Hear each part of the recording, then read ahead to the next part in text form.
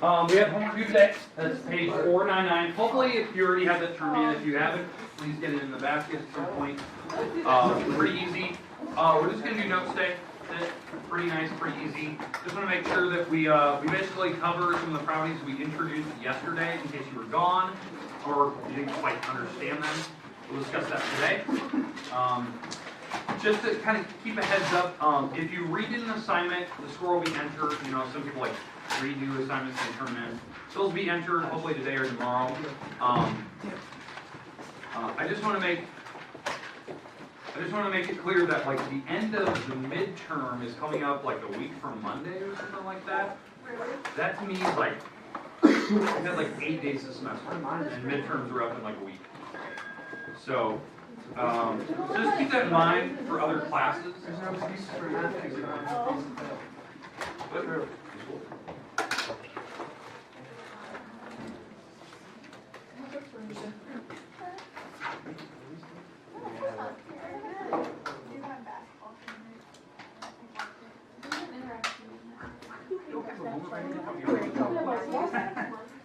So, you email. I did Friday. All right. Okay. Let me get rid of some of the stuff here off the board. Basically, what I want to cover today is the properties of trig functions and how we apply them. Why did I give you that positive negative chart yesterday? Why did I give you that the unit circle charts, and how do they connect? I know that was one of the big topics yesterday. The tangent cotangent chart. It seems like it was kind of out of nowhere. It didn't really fit the other one. There's a reason why I gave you both. So I do want to discuss that today. Basically today is just kind of cover a few problems. Hopefully we're done, so you have a little bit of time to spare at the very end, but I just want to make sure we're covering kind of all our bases. We cover every type of problem that you kind of need to know for trig functions up till this point. Okay. All right. So again, the section we're on, section 4.4, and basically what we're covering is the trig functions for any type of angle. Before, in section 4.3, we were only covering angles that were small, acute angles. So we could draw the triangle. We had story problems. So that was the page, 499, and you could solve for missing wall or missing angle. They're all relatively small.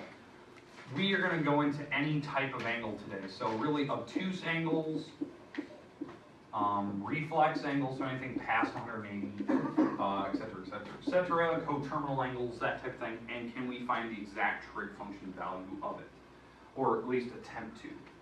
The big idea today is using the properties we did yesterday, so that positive negative chart, to effectively set up the right problem, and I'll explain what I mean by just set up a problem. To use the unit circle charts, if need be, to basically explain, like if you have to find the value of a certain particular angle, and then the goal is to do maybe just a few examples, kind of what you need to know. Questions, comments about what we're doing? Yeah, you got a small whiteboard? Whiteboard? I don't. I think this is Weidenstein for it all now. He has like 20 of them. Yeah, sorry. Alright. Alright. Let's jump right into it. Let's talk about a couple things here. I want to start with the positive negative chart. Start with that first. Alright, so somebody pick one of the 6 trig functions. Sine. Sine. So sine of an angle is, let's say it's 8/17, and cosine of theta is less than 0. This is our hint. This is our hint. And the goal here on this particular problem is to find the remaining trig functions. We already have one. What trig function value do we have? It's not one. We have 8/17, right? We want all the rest of the trig functions. cosine, the actual value for it, not just that it's less than 0, but the actual fraction for it, tangent, cotangent, secant, cosecant, that. So I want the rest of the trig functions. To do this, you have to use the hints they give you, and you have to use this positive and negative chart to help us out. This is actually the first thing I want to cover. That's why I gave you that chart yesterday. I'm gonna put that chart on the board right here. If you don't remember the chart, this one where we have the quadrants labeled, 1, 2, 3, and 4. In that first quadrant, all the trig functions are positive here. All the trig functions are positive in that first quadrant. Okay? In the second quadrant, what do you remember? There's sine, okay? Sine and its reciprocal, sine and cosecant are positive in the second. Third quadrant, tangent, cotangent Positive. are positive there. And last one, Cosecant, secant, positive. cosine and secant are positive. Everything else is negative. That was the chart. Some people said that they remember seeing it last year. That was yesterday. I kind of had a scattered handful. Some people maybe have not seen it or just don't remember it. I know that there's a little saying that you can say to remember it to yourself. It's like Something about calculus students. yeah, it was like All smart. all smart calculus or like all smart students take calculus or something like that. All smart students take calculus. So you remember the first letters, A, S, T, C. I think, what was it, period 9 yesterday? They made their own acronym. All stupid teachers cry. That's what they said yesterday. That was Stephen Schroeder. Whatever. All right. Okay. Anyway, when you look at your hints, you can kind of tell what quadrant you're in. Because obviously this one, sine, is that positive or negative? Positive. Positive. Well, there's only 2 spots where this can be positive. In fact, it's right here or it's here. This is the only 2 spots where it can be positive. And cosine has to be negative. So it's not the first quadrant. So it's 2. So that's the idea. So just by using the 2 things together, you can kind of narrow down, like, I have to be in that second quadrant. Because if I was in the first, cosine wouldn't be less than 0. It'd be positive. So that's what it means. All right. So now that we know that, I need to set up the triangle. So I'm going to draw a triangle in the second quadrant like this. That's how we draw the triangle. Notice I always go back to the x-axis. That's how I make my right angle. Don't go to the y-axis. Bring it back to x-axis. This is where theta is going to effectively sit. Sits right where it's touching the origin. Angle always touches origin. Remember that. And what we're going to do is we're going to fill in the trig function value. So the trig function is sine. We actually have the numbers. What does sine stand for in SOHCAHTOA? Opposite over hypotenuse. The opposite of this one is the 8. The hypotenuse is 17. So that's why it's positive. That's why sine is positive there, because the way that numbers are set up in the second quadrant, this number would be negative, this number would be positive, and the hypotenuse is always positive. That's how we always do it. So the one number I'm missing is this one. I'm missing that number. How do you think I can find it? Pythagorean theorem. You'll have to do the Pythagorean theorem on this type of problem to figure out the last remaining wall. So it's 8 squared plus the number I don't know equals the 17 squared. So this turns out to be 64. That's 8 times 8. This turns out to be 289. And if I subtract this over, yeah, it's 225, which the square root of that is exactly 15. Positive. But what do I need to put in front of it? Negative, because I know on this particular picture it's going negative. So that's why it can be either number. Now, if this didn't work out, because I know that I picked these numbers on purpose so that they would actually work out to be nice and pretty. Let's say that this was a weird number, and it didn't work out to be like a nice square root, like a 15, like a whole number. If you're taking a square root of, like, let's say this was a 12, just leave square root of 12 somewhere. If you want to simplify it, I'm fine with that, but just leave the square root of 12, because that's the exact answer for it. And then you just put square root of 12 here. And now what I can do is, now that I have all the numbers on my triangle, and I have the negatives and positives set up, Now I can give all the trig functions. We already have sine, sine's already done, so that one's good to go. So we have sine of theta, that's the 8 over 17. So I know it's reciprocal, which is cosecant. So what would the reciprocal of that be? Yeah, 17 over 8. So that's the cosecant. We can do cosine of theta, because cosine stands for co. So that's adjacent over hypotenuse, that's negative 15 over 17. And that makes sense, it should be a negative number, because we said in the second quadrant, cosine should be negative. The reciprocal of that is secant. And what would secant be? Yeah, 17 over negative 15, or negative 17 over 15. It doesn't matter where you put the negative sign, it's the same thing. Because negative sign can go top and bottom, or in the middle. It doesn't really matter what sign. Some people, I don't know if you're just not taught that in algebra, it doesn't matter where the negative sign goes. And the last one is what, tangent? So now we can do tangent, and that stands for TOA. Right, that's the little acronym we use, so tangent of theta. TOA is opposite over adjacent, so 8 over negative 15. And that makes sense, because in the second quadrant, tangent would be negative. And the cotangent. Say it? 8 over 15, but negative. 15 over 8, yeah. 15 over 8, you flipped it, and negative can go anywhere you want. Okay. Do you see why I gave you that positive negative sign chart? Here's the good news. It actually didn't matter if you knew the positive negative numbers. In fact, you could have forgot about all the negative signs. Let's say you didn't even think about it, you just left that as a 15. All you have to do is make sure that after you set up all your fractions, just look at the chart and make sure, okay, I'm in the second, these two should be the only ones that are positive. So I just make sure there's positive signs on them and all the rest are negatives. That's something you can do. You don't need to worry about negative numbers. That's why I gave you the chart. Double check your answers. So in case you were that silly person, you forgot the negative sign. You can fill it in later. Okay, questions on the first type? Do you just know that you're in the second quadrant because it's going to be less than 0? Like Yeah, because sine turned out to be positive and cosine turned out to be negative. So it kind of narrowed down what quadrant it had to be. It could have been the first. They would have both been positive there.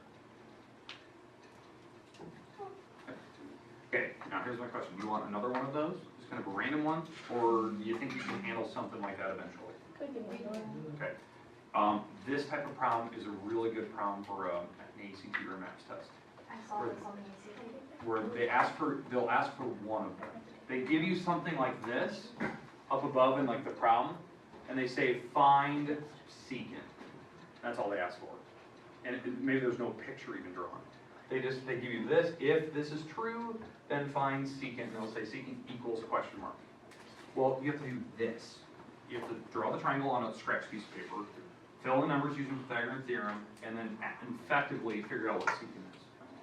Is it positive or negative? And then you can figure out which option A, B, C, or D, or whatever it is, and be 17 over negative 15. Or heaven forbid they even make that an improper or mixed number. So it's 1 and 2/15. Okay, but it's look at that. That probably has a lot of mechanics to it, right? Drawing triangles correctly, doing the Pythagorean theorem, figuring out if the numbers are positive or negative, and then doing the actual trig functions of SOHCAHTOA and reciprocals. God, it's like 9 parts to it. Okay, we're good with the positive negative chart. What I use it for. Perfect. All right, let's go to the second type, where we start using the unit charts a little bit more.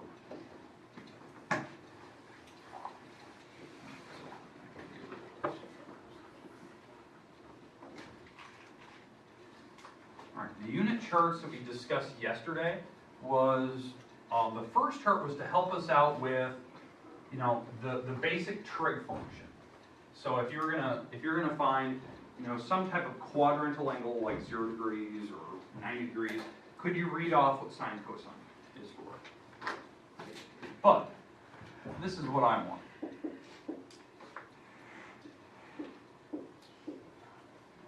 I want a big angle. We didn't do any of those yesterday. So I want the exact value of sine of 720 without a calculator. No calculator. So to do that, that's where you have to use that, that circle chart. Circle chart yesterday, the unit circle for sine and cosine. What value came first, sine or cosine? Cosine. Cosine, alphabetical order, right? Cosine comes first, sine comes second. That's how my coordinates are going to work. Now, this is a coordinate plane, so these are normal numbers. We're using a unit circle. So if we went over one direction this way, what's the dot here? 1, 0. Go up 1, what do we get to? 0, 1. Go over 1. 1, 0, and 0, 1. All right. So that's just using your normal coordinate plane. This is actually a unit circle. And basically what these are the values for the trig functions on a calculator for 0 degrees, 90, 270, 36, or geez, what am I doing? Skip 180. 180, 270, and then back to 360. Right? But we didn't have 720. Okay. So on a calculator, you're right. Sine of 720 is 0. Well, let's explain why. Because that is the exact value. You are right. That is the whole answer. The trick is, 720 is really big, right? That's doing multiple terms. So the trick is, you need to use your coterminal rule. This is where you can bring angles back to smaller angles by just simply adding or subtracting 360. Well, if I take 720 and subtract 360, I get 360. That's what you get. And if you don't know how to do that, 0 minus 0, you borrow from the 7, making that a 6. This is a 12. 12 minus 6 is 6. 6 minus 3 is 3. So it is 360. So I brought this angle back to something smaller that is more manageable. That's this angle here. So when we're looking at the actual dot here, sine is the second number. So what is the sine of 360? 0. 0. That's your answer. You can only use this for parental and coterminal angles. Yeah. Yeah. So quadrantal angles and any coterminal one off of that. So we could, theoretically add 360 a bunch of times to get really, really big angles. And so that's something that they're gonna ask you to do. So it could be something as simple as find the cosine of 3 pi over 2, something like that. I think if I do this correctly, I think that's a quadrantal angle. 3 over 2, yeah. All right, so this is asking the same problem, the same question. Find the exact value at some type of quadrantal angle. So the trick is, let's change this back to a degree. Right now it's in radians. So how do I convert this to degrees? What do I multiply by? 180 over pi. Or the shortcut that I discussed the other day, the way that I do it in my head, I just always replace pi with 180. So 3 times 180 divided by 2. Because the pi's basically cancel out. That's kind of how I know it. 3 times 180 divided by 2 turns out to be 270.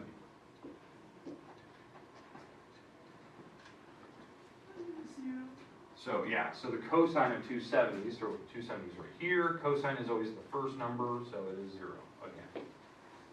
So you can get exact values for it. Okay, we good with that? All right. So that's using your unit circle chart. But what happens when they want one of the reciprocal functions? Reciprocals, because I didn't give you any of those. So let's say they want the I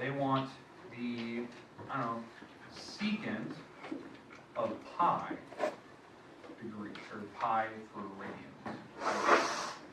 And they want to know what is the exact value on a calculator.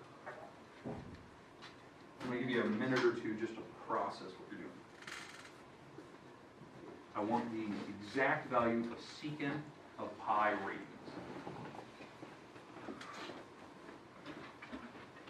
Let's see, what fraction would you get?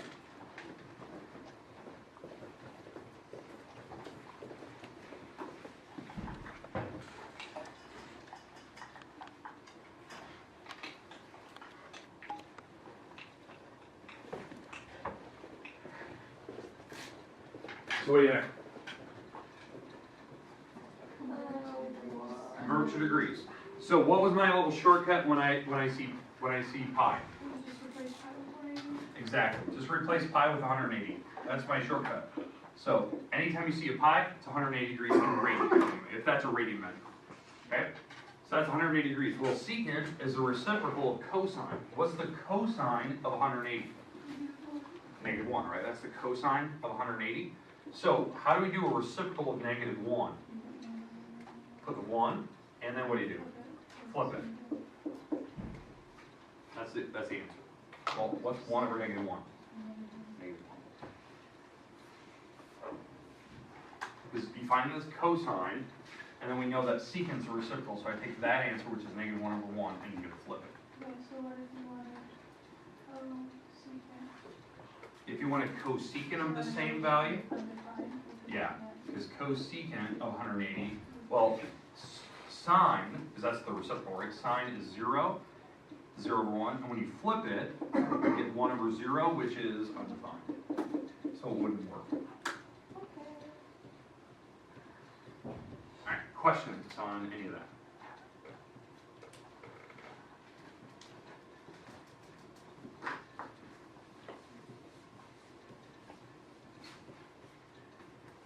Okay, yesterday we talked about a unit circle chart for tangent cotangent. Agreed?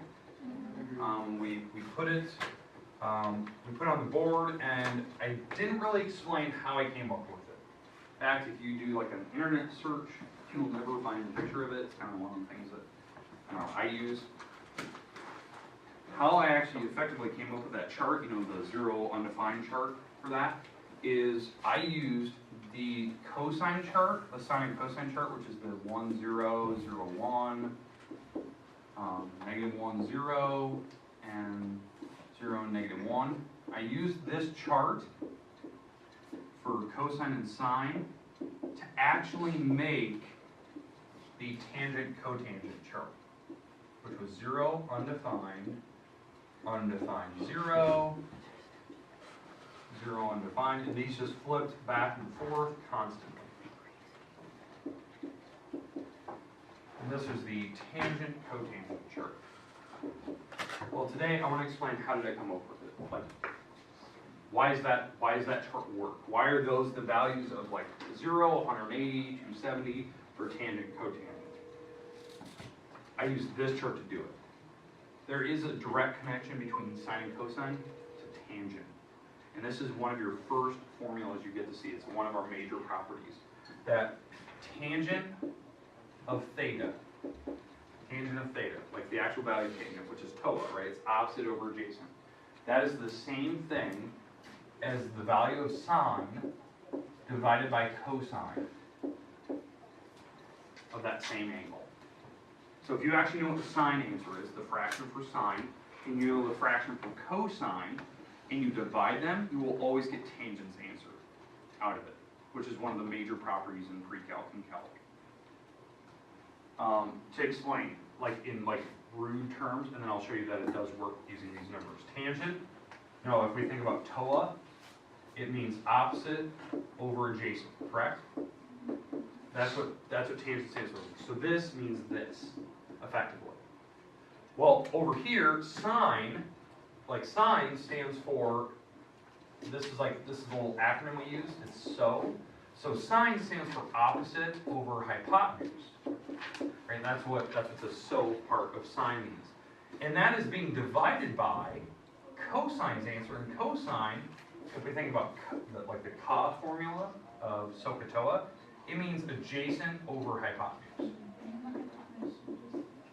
Yeah, because, you're absolutely right. And how that works is that when you divide by fractions, you actually multiply by reciprocals. That's what they teach in Algebra 2. That instead of dividing some really, this is called a complex fraction, right? Fraction over fraction. You actually just take the top times the flip of the bottom. That's the reciprocal of the bottom. That's how you effectively divide fractions. Well, the hypotenuse would cancel, like we said. If the hypotenuse cancels and you go straight across, this is what you're left with. You see how that works? How tangent is the same as sine divided by cosine. So it means the same thing. Well, that's how I got these values. That's how it works really easily. That I take the sine answer and I divide by cosine. So if I'm going to do 0 degrees, this is 0 degrees, right? What is the sine of 0 degrees? 0, right? What is the cosine of 0 degrees? 1. So what is 0 divided by 1? That. The flip is undefined. So now if we go, let's say we do 180. So let's go 180. So sine of 180 degrees. Same exact idea. Sine of 180, well that's 0. If I divide that by cosine of 180, that's -1, right? And what's 0 divided by -1? 0. 0. And that's what tangent of 180 is. That's how it came up. It's not that really clever. So really, effectively, if you can remember this chart, you have it. I always like to have both because I don't want to have to memorize the crazy formula and always convert, but it does work. Yeah, I mean that's an easy way to think of it. That's why I keep the chart. It's an easy because it's just flip flopping. That's all it's doing. It's easy to think about. It's not difficult by any means, but all right. So that's effectively how I came up with it. All right, we get it with the unit charts and the positive negative charts. We already did one where it showed how this works. Last type of problem today. It's the last type that I want to cover. How do we find sine, cosine, and tangent, and cosecant and whatnot for angles that are not quadrantals? Non-quadrantal angles. And to do that, you have to use what they call quote-unquote reference angles. So if I'm going to do an angle like, let's say I'm going to do cosine of, let me pick an angle here. 37. Now we're going to do something a little more. Let's go like 240. We'll do those later. That comes up like next section. Let's wait for those weird numbers. Yeah, next week. Not this week. Okay, so let's do kind of a clean number, not 37. So 240. What quadrant are you in with 240? You're in 3. So I'm going to draw the triangle in the third quadrant. So third quadrant triangle is like this. We always bring it back to the x-axis. This is where the angle would be. So 240 would spin all the way to here.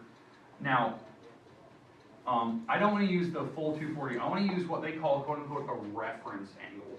A reference angle is the angle that brings it back to a straight line. So I just need this angle right here. Yeah.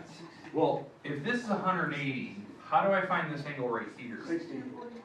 Exactly, 240 minus that, and this will give me the 60-degree angle. That is what we call a reference angle. These numbers on a calculator, in theory, give you the same digits. They give you the same decimal range. Now, the only thing I'm worried about is if it's positive or negative. That will be the only difference in the answer. But the decimals will actually be the same number, because it's called a reference angle. Anytime you're doing a trig function and you bring it back to a straight line, like that angle, it doesn't matter where you're at, as long as you bring it back to a straight line, that angle is a reference angle. And so, and I actually heard somebody say it is just a special triangle. It's the 30, 60, 90 triangle that we just did. So in fact, let me get rid of all these extra lines here and curves. We can just fill in the numbers for the special triangle. That this is a 30, 60, 90 triangle. This number here is a 1. This number is a root 3. This number is a 2. That is a 30, 60, 90 triangle. Opposite 90 is 2. Root 3 and 1 now. Some of these numbers are negative because we are in the third quadrant. So if you're in the third quadrant, what happens when you go this way? Negative. What happens when you go down? Negative. Negative. So there is 2 negative numbers. The hypotenuse is always positive, so never worry about that. All right. And now we can figure out what the cosine is. Because we have the angle that we're working with. We're working with the 60. It's always the angle that touches the origin, right here. So we're doing cosine of this angle. So cosine stands for ka, like SOHCAHTOA. So cosine of 60 on this picture is the adjacent wall. What's the adjacent wall to 60? -1 over the hypotenuse, which is 2. And that'd be my answer. So it's -0.5 on the calculator. Okay. Anyone type it in the calculator? Did it work? give you 25? Okay. And it should be negative because you are moving forward.